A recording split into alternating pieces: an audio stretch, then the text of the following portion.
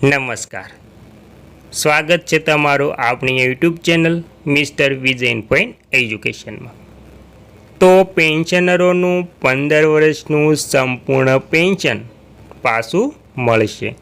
સરકારનો અત્યાર સુધીનો સૌથી મોટો નિર્ણય, 15 વર્ષનો નિયમ યથાવત રહ્યો। તો મિત્રો, ગુજરાત રાજ્ય સરકાર અને અન્ય સરકારે પણ તેમના પેન્શનરોનું જે 15 વર્ષનું સંપૂર્ણ પેન્શન એટલે કે જે પેન્શન છે તે સંપૂર્ણ પેન્શન પાછું આપશે। તો મિત્રો, શું છે હકીકત તેની સંપૂર્ણ વાત વિગતવાર જાણતા પહેલાં તમે આપણી ચેનલમાં નવા હોય તો આપણી ચેનલને સબસ્ક્રાઈબ કરી લેજો અને વિડીયો ગમે તો લાઈક પણ કરી દેજો। તો વિગતવાર જાણીએ તો તેમાં સરકારી પેન્શનરોના કમ્યુટેશન પેન્શનની પૂરેપૂરી રકમ પાછી મેળવવાનો એટલે કે પુનઃસ્થાપનનો સમયગાળો 15 વર્ષ જ રહેશે।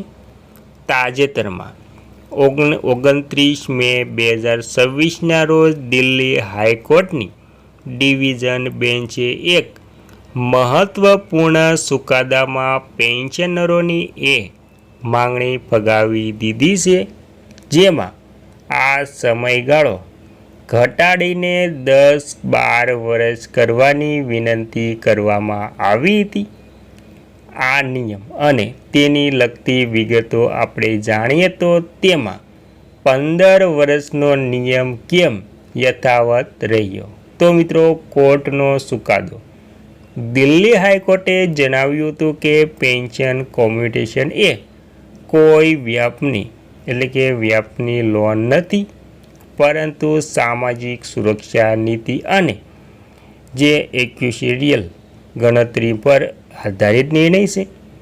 નિયમ 10A central civil service CCS નિયમ હેઠળ જો કોઈ કર્મચારી નિવૃત્તિ વખતે એકસાથે મોટી રકમ ઉપાડે છે તો તેના પેન્શનમાંથી દર મહિને થતી કપાત 15 વર્ષ સુધી ચાલુ રહેશે અને ત્યારબાદ જ તેને પૂરેપૂરું પેન્શન પાછું મળશે મિત્રો।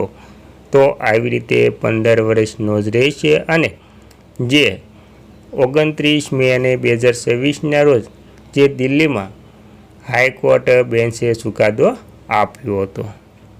અને મિત્રો, ત્યારબાદ પેન્શનરોની માંગ અને વર્તમાન સ્થિતિ, કર્મચારી સંગઠનોની દલીલ, વ્યાજના દરો ઘટાડવાને કારણે સરકાર માત્ર 10 વર્ષ અને 8 મહિનામાં જ આખી રકમ વસૂલ કરી લેશે, તેથી આ કપાતનો ગાળો ઘટાડીને 11 કે 12 વર્ષ કરવો જોઈએ।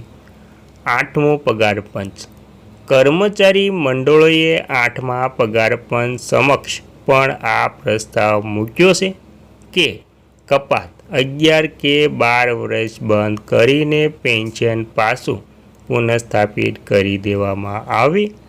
જોકે સરકાર તરફથી આ અંગે હજુ સુધી કોઈ સત્તાવાર મંજૂરી આપવામાં આવી નથી।